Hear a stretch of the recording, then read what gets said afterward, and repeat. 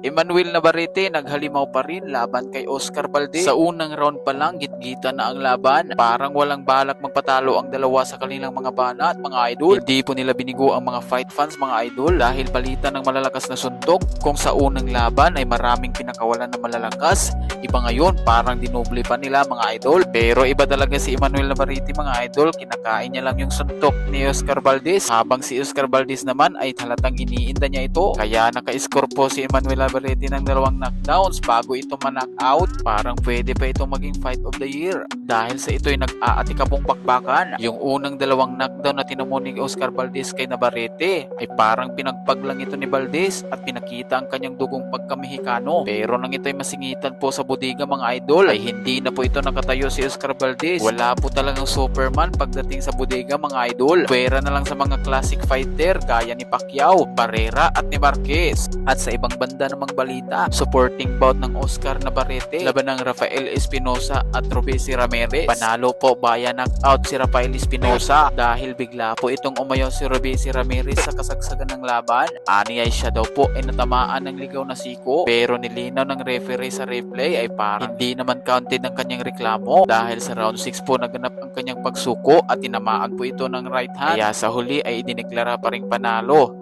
si Rafael Espinosa. Siya pa rin ang kampiyon. Kung kayo po'y bago pa dito sa aking channel, sana po pakihit po yung like, share, and subscribe. Pati na rin yung notification bell para sa iba pang mga balita at updates.